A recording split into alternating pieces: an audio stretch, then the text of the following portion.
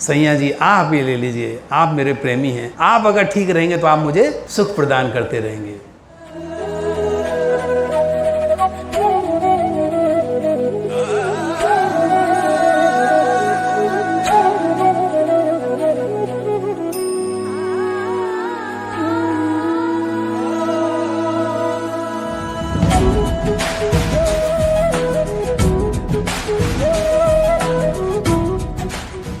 शरीर की आसक्ति से मुक्त होना ही वैराग्य है। जैसे भर्तहरि को हो गया था। भर्तहरि की कथा सुनी है ना आपने, राजा भर्तहरि थे। हाँ, तो राजा भर्तहरि ने एक किताब लिखी है, शतकम वैराग्य शतकम। किसी ने पढ़ी है, कभी सुना है? वैराग्य शतकम ये राजा भर्तहरि ने लिखी है। तो वो उनको वैराग्य हो गया। हुआ क्या, राजा भर्तहरि जहाँ राज्य करते थे, अपने राज्य में राजा थे, तो उनके राज्य में गुरु गोरखनाथ जी का भी आगमन हुआ। गुरु गोरखनाथ जी साक्षात भगवान शिव का अवतार थे। तो उन्होंने देखा राजा पुण्यशाली है, इसने अच्छा काम किया है, हमेशा लोगों की सेवा में लगा रहता है, सेवा भाव है और भगवान की सेवा भी करता है। उन्होंने कहा राजा भर्तहरि तो योगी की उनमें लक्षण नजर आते थे। तो गोरखनाथ ने कहा, एक फल उनको दे दिया, लो महाराज राजा भर्तहरि इस फल को खाओ ताकि तुम दीर्घायु हो। अभी हम पीछे बात कर रहे थे, शरीर की दीर्घायु क्यों चाहिए? भगवान के भजन के लिए। और ज्यादा जीऊं यानी और ज्यादा भोग करूं। अरे अनंत जन्म हो गए, इन भोगों से तो कभी तृप्ति हुई नहीं। राजा भर्तहरि को गुरु गोरखनाथ ने फल दिया, लो इसको खाओ, स्वस्थ रहो और भगवत प्रेम,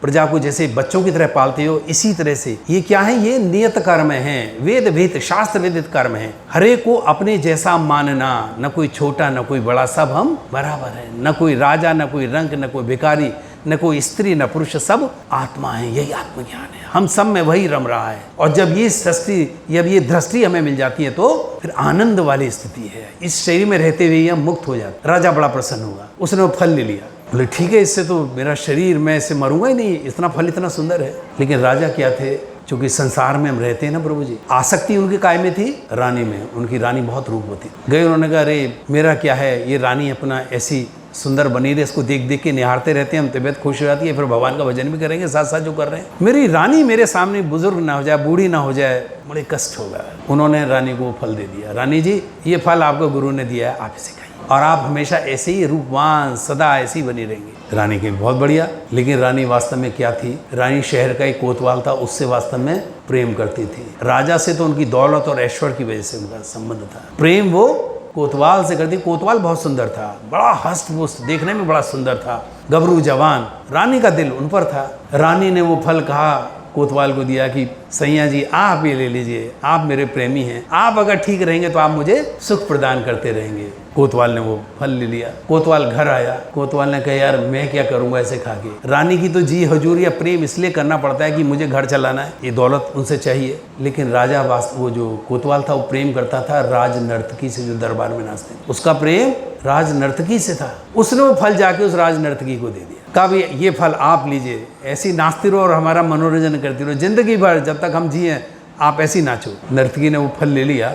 रात भर उसने सोचा इस फल को खाऊं या ना खाऊं। रात में उसने निर्णय लिया नहीं, ये भी कोई जीवन है, दूसरों के लिए नाचना, अपमानित होना, ऐसा घृणित मैंने जीवन अपना पापूर्ण पूरी जिंदगी बिता दी। हमारा राजा कितना धर्मात्मा, पूरी प्रजा का ख्याल रखता है, ये तो उसको दिया जाना चाहिए। राज नर्तकी ने वो फल राजा साहब को जाके दिया। प्रभु जी ये फल ले लीजिए, आप अमर हो जाएंगे। राजा ने वो फल हाथ में लिया। राजा सोचने लगे, बोले भैया तुमको फल कहाँ से मिला? तो जब सारी कथा मालूम हुई तो पता लगा कि रानी ने ऐसे ही। तो ऐसा क्यों है? भगवान कहते हैं जब तक इस देह में रहोगे तब तक ये आसक्ति बनी रहेगी, और जब तक इस देह में आसक्ति बनी रहेगी हम हमेशा अपूर्ण रहेंगे, पूर्ण नहीं हो सकते। पूर्ण कौन है? भगवान है। आत्मा भी पूर्ण है, लेकिन शरीर में आके वो अपनी अपूर्णता महसूस करती है। हम अपूर्ण हैं, तभी तो राजा फल रानी को देता है, वो किसी और को देती है, क्योंकि हम अपूर्ण हैं, ज्ञान ही नहीं है हमें। यही माया मोह, इसी को हम सब कुछ समझे बैठे। तो भर्तहरि ने जब देखा तो उन्हें वैराग्य हो गया। उन्होंने फिर 100 श्लोक वैराग्य शतकम लिखा है, और वो उनको एक शिक्षा मिली। बोले अब ठीक है, मुझे शरीर को छोड़ के अब मुझे समझ में आ गया जो आसक्ति किससे है लोगों की, शरीर से है। हम देह से एक दूसरे का प्रेम इसमें सम्मान करते हैं, देह से आसक्त हैं। तो वैरागी होके प्रभु जी चल पड़े, राजा भर्तहरि। तो हम ये चर्चा इसलिए कर रहे थे कि हमारा जो सारा आकर्षण है वो क्या है, इस देह में है, ये हम नहीं जान पाते। ये हमारे सारे कष्टों का मूल है, जड़ है। अपने मन को हम कहाँ लगाएं? भगवान के हरि में।